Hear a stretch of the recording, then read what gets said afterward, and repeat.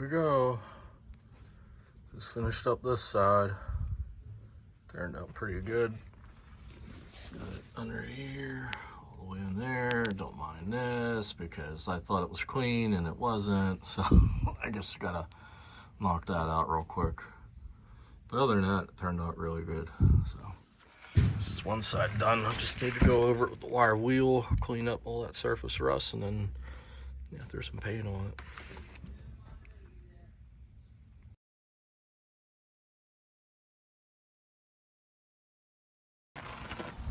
There it is. Okay, time to do the other side.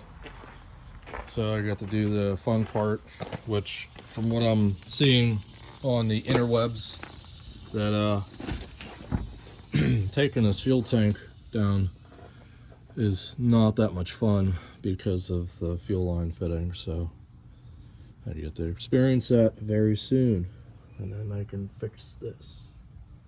Well, I guess it's just that spot. Yeah, it is, but the whole inside is junk. So okay, back on this. So first thing I did, just remove the drive shaft to get it out of the way, because pretty much on most trucks that have a side mount tank, you want to get the drive shaft out of the way. It just gives you this to work with. And then I just got some straps on the tank, ratchet straps, so when I let go of these, it'll catch on it, and then I can kind of maneuver it down with the ratchet portion there as I need. So here comes the important part. So this particular truck, the Ford F150, they got these goofy clips. So I don't know if you can see, see the little tab kind of sticking out the blue portion there, the center.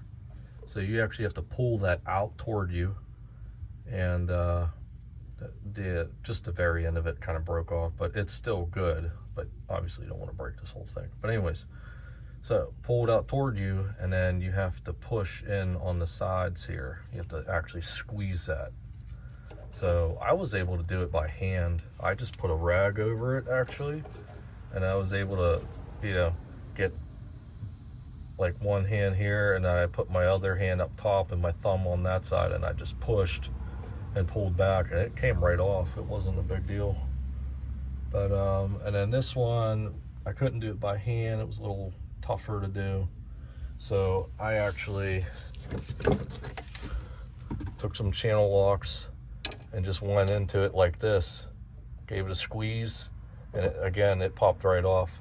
So that's how I did those. And we're gonna move to the next portion.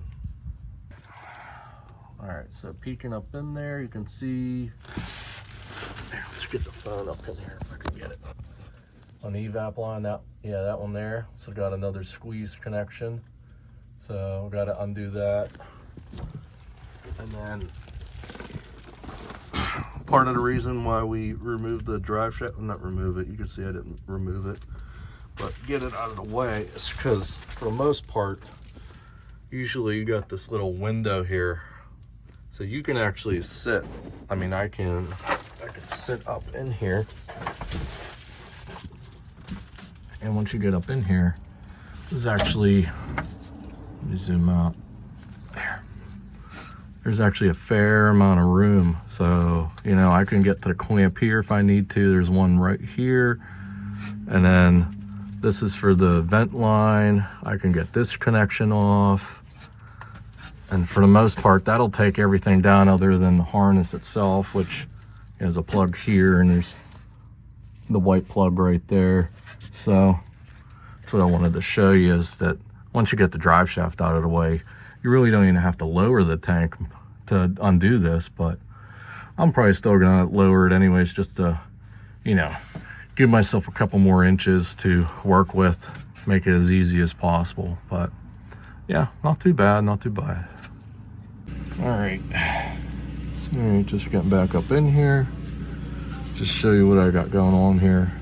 So I undid this plug, and it has this clamp that just sits on that harness there.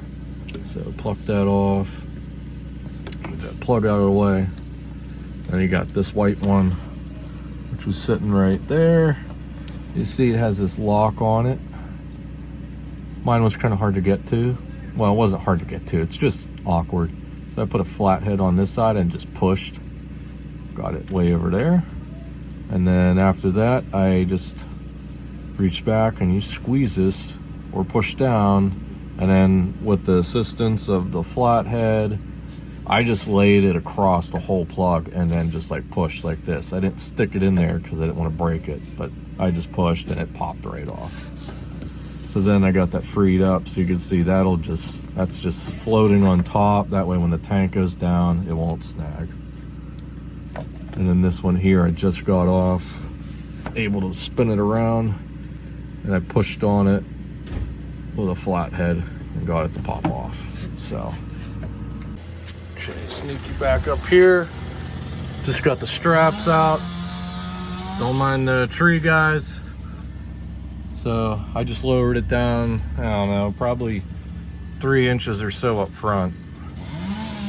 A little bit in the back, but I'm just hanging on by the filler neck, so I already had channel locks. I'm able to spin this, so now I'm gonna try and just kind of work the connection off using the force of the tank, you know, kind of tugging down on it a little bit.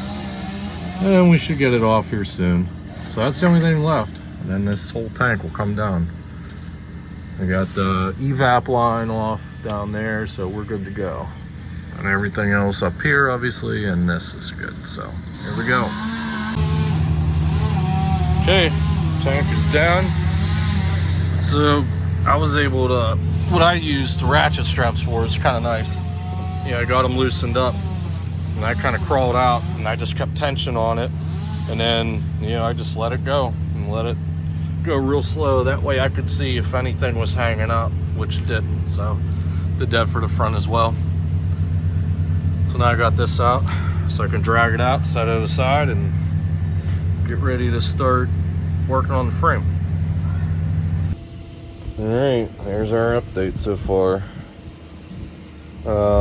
Truthfully, I wasn't feeling real great about being under here with this like this, so I had to get these made to tie into this bracket here and at least tie into the good metal here. It's so weird how these are, because they literally rot just right here at the bottom, and you go ½ inch up and full thickness of metals there, and it's perfect.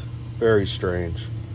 So this is where we are now. I just got to work on doing this underside and here. I'm gonna make a piece in here, tie it all up here. It's gonna be a good time. All right, here we go, update. Just got done welding in this goofy patch. Oh, sorry, I'm a little shaky. That one there. Let's peek under here real quick. So I got the bottom plate here, got this, ties up into there. I actually have a plate that goes over the bolt and is joined in there to this one, which wraps up. And then I got this guy here. And now we got what I call the easy part. It's just some nice, fairly straight pieces. And then a bottom strap. And there's a couple spots on the outside I'll have to do. But, you know, it's all going to be just like this, just all tied in. So, another couple hours, we'll be done.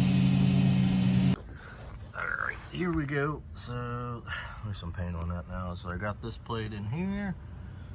Ran that bottom strap. Had to do a little something right there. Not a huge deal, but, the big one here is down the side. Started there, go all the way down there. It's just like this very bottom seam, and then it kind of crept up a little bit, so just got it just like that, because truthfully it's probably not worth doing any more than this, so yeah.